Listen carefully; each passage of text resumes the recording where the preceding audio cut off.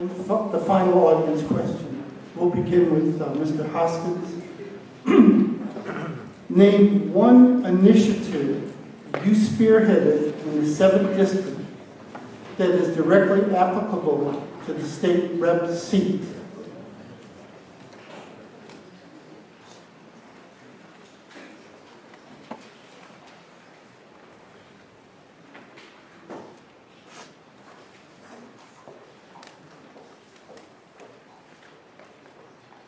The good thing about being a state rep is that you get to make laws.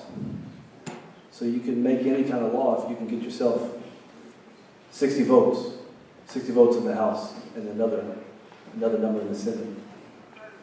But in terms of initiatives that I've created, in my community, we've seen a large influx of children who weren't adequately prepared for schools. We've seen a large influx of children who did not have long histories in that particular community.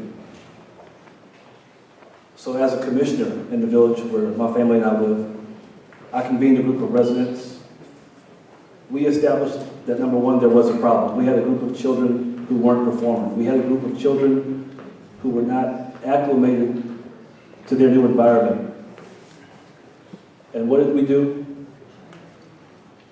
We found resources to provide new programs in our schools. We brought in mentors to our local schools. We brought in mentors who had common experiences with these children. We had mentors who could break down some cultural barriers and communicate with a lot of boys, particularly boys who were disproportionately interacting with our local police force, mostly for the wrong reasons. And because we were aware of a problem, and because we talked through a solution, we were able to provide a remedy. And that's what you do as a legislator. You work with your colleagues, you work with your friends, you decide that there is an issue that has to be addressed. You get together in a room, it can be in public, it can be in private. You talk through solutions, you build a consensus, you come up with a policy to address the issue, and then you implement the policy. That's what I'll do as your state legislator.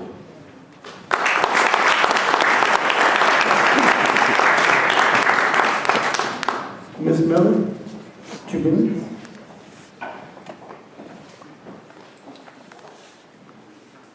Unfortunately, I do not have a specific initiative that I have spearheaded within the district. However, I do feel that I am a coalition builder, and I would be willing to work with organizations or whomever that might have a program that is going to benefit our community, be it for economic development, or be it toward the education of our children, or be it toward the support of seniors within the district. I feel that I am a coalition builder as well, and would work with those organizations to support such programs. Thank you.